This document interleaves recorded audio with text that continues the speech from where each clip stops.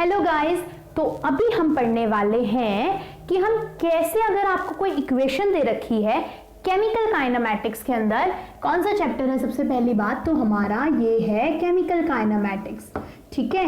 और इनफैक्ट ये chemical kinematics का पार्ट नंबर 3 है हमारे पास में, ठीक है, पार्ट नंबर 3 है, ठीक है। इसमें हम देखेंगे कि जब हमें न्यूमेरिकल्स निकालने होते हैं तो हम किस तरीके से क्या करें, न्यूमेरिकल्स को सॉल्व करें, ठीक है। मतलब देखो, मान लिया ये रेट ऑफ, आपको कोई ना एक रिएक्शन दे रखी है, ठीक है, हमें देखना है कि अब इसको हम रेट कैसे लिखें इसका।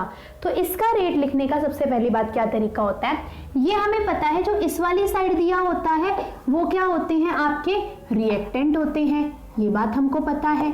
और जो आपके राइट साइड यानी जो लेफ्ट साइड दिया हुआ है वो है रिएक्टेंट, और जो इस वाली साइड दिए हुए होते हैं ये क्या होते हैं, हमारे पास में प्रोडक्ट होते हैं, ठीक है। अब हमें पता है कि जब भी कोई रिएक्शन होती है तो हमेशा क्या करता है, रिएक्टेंट की अमाउंट क्या करती है, डिक्रीज करती है, ठीक है। रिएक्टेंट की अमाउंट क्या करती है, डिक्रीज करती है, या फिर आप ये बोल सकते हो कि रिएक्टेंट क्या करता है, आपके पास में डिसअपीयर करता है। यानी यहां तक की बात ठीक है हमारे पास में। जबकि जो प्रोडक्ट होता है वो किसी भी रिएक्शन के अंदर फॉर्म होता है या फिर क्या होता है, वो अपीयर होता है, ठीक है हमारे पास में। इसीलिए हम जो रिएक्टेंट के रेट को हम बोलते हैं रेट ऑफ डिसअपीयरेंस, और प्रोडक्ट के रेट को हम बोलते हैं रेट ऑफ अपीयरेंस, ठीक है हमारे पास यहां तक की बात। Rate of disappearance and rate of appearance, ये बात तो हमने देख ली। पर अब इसके रेट को हम लिखेंगे कैसे, ठीक है। इसको हम क्या बोल देते हैं कई बार, रेट ऑफ अपीयरेंस, ठीक है। और इसके रेट को हम क्या बोल देते हैं यहां पर, रेट ऑफ डिसअपीयरेंस। यहां तक की बात आपके पास में क्लियर होगी। अब आगे देखो, ये सारी बातें तो हमने समझ ली, या देखो इस वाले एग्जांपल को मैं बाद में बता दूंगी, पहले ऊपर वाले एग्जांपल को ही देखते हैं। अब हम इसका रेट लिखेंगे क्या, कैसे, ठीक है। इसके रेट को लिखने से पहले मैं एक जर्नल इक्वेशन आपको समझाती हूँ। मान लिया कि कोई रिएक्शन हो रही है जिसके अंदर छोटे ए का मतलब होता है जितने भी उसके क्या है, नंबर ऑफ मोल्स हैं आपके पास में, ठीक है। इसका मतलब है कि ए जो आपके पास में रिएक्टेंट है इसके नंबर ऑफ मोल्स हैं ए, ठीक है। बी कोई रिएक्टेंट था, इसके नंबर ऑफ मोल्स थे बी।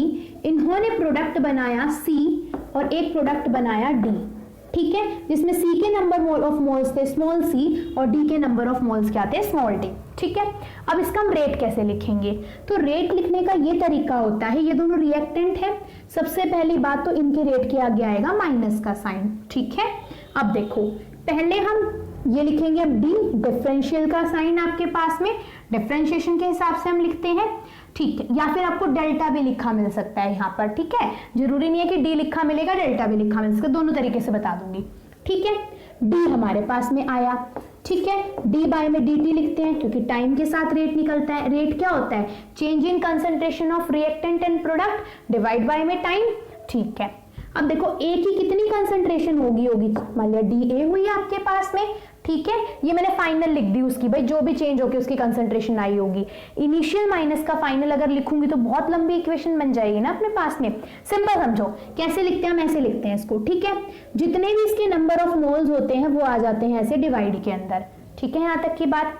अब इन सबके जो हम रेट्स लिखेंगे ना एक दूसरे के बराबर होगा, यानी इसका जो रेट होगा ये बराबर होगा बी के, प्लस में नहीं लिखना होता, बराबर में हम लिखते हैं। बी के लिए हम रेट लिखेंगे तो कैसे लिखेंगे, डी बी बाय में डी टी।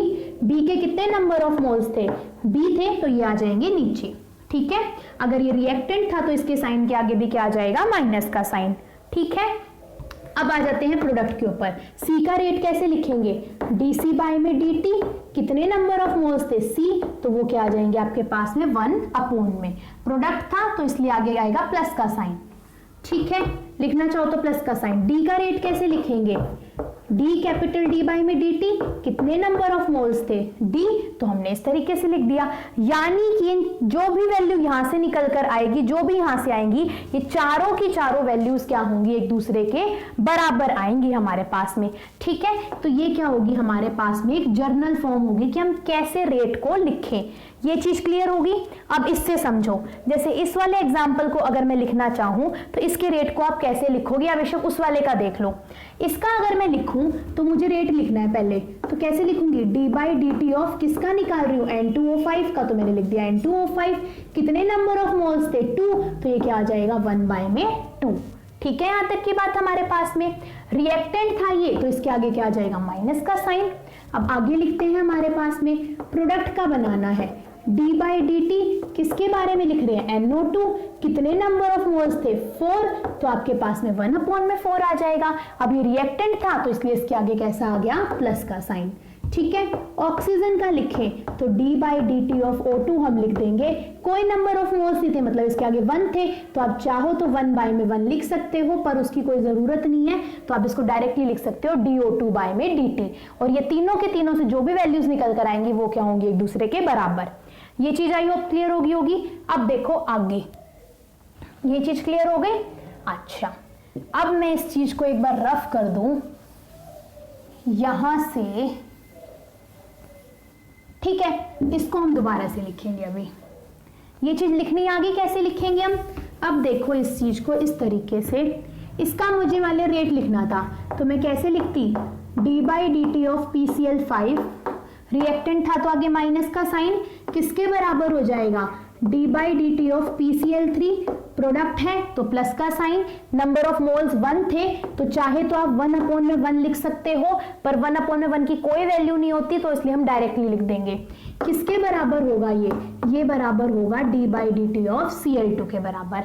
ठीक है, और जो भी आपका रिएक्टेंट होता है उसको हम ऐसे ब्रैकेट के अंदर लिखते हैं। ठीक है, आपके पास में हमेशा किसमें लिखो, इस तरीके के स्क्वायर ब्रैकेट के अंदर। ठीक है, अब ये तो होगी जर्नल रिप्रेजेंटेशन। अब इसके बेस पे न्यूमेरिकल कैसे घुमाएगा वो आपसे वो समझो। ठीक है, न्यूमेरिकल के लिए हम लेंगे वो वाली इक्वेशन जो मैंने इधर लिखी थी। ठीक है, क्या इक्वेशन थी हमारे पास में कि 2 मोल्स है हमारे पास में N2O5 के, किसके बराबर है, ये देते हैं 4 मोल्स ऑफ NO2 और क्या देते हैं 1 मोल ऑफ O2। ठीक है, कुछ भी नहीं था तो मैंने 1 मोल दे दिया। अब इसका हमने रेट अभी अभी लिखा था, क्या लिखा था, यहाँ पर आया था 1/2 D by D T of N2O5। ठीक है, किसके बराबर होगा ये, 1/4 D by D T of NO2 के बराबर, और ये किसके बराबर हो जाएगा, D by D T of O2 के बराबर। यहां तक की बात बिल्कुल क्लियर है ना अपने पास में। अब वो क्या करता है, कई बार ये सबके सब बराबर है ना, तो आपको क्या करेगा, मान लिया NO2 का रेट दे देगा आपको कुछ भी। ठीक है, सपोज उसने बोल दिया कि जो रेट है आपके पास में NO2 का वो है X। ठीक है, रेट ऑफ NO2, ठीक है, प्रोडक्ट है तो rate of formation of NO2 उसने दे दिया हमको, X दे दिया सपोज। ठीक है, और वो आपसे पूछेगा फाइंड रेट ऑफ N2O5। ठीक है, और अगर आपसे वो पूछ ले फाइंड रेट ऑफ N2O5 तो आप कैसे निकालोगे। अब हमको ये पता है कि क्या है, ये इसके बराबर है, यानी कि -1/2 of D by D T of N2O5 किसके बराबर है, ये बराबर है 1/4 of D by D T of NO2 के बराबर। ठीक है, अब जो आपको उसने NO2 का रेट फॉर फॉर्मेशन दिया ना, वो सिर्फ किसका दिया है, इसका दिया है आपको, यानी D by D T of NO2 की वैल्यू X दी है, 1/4 के साथ नहीं दी है। तो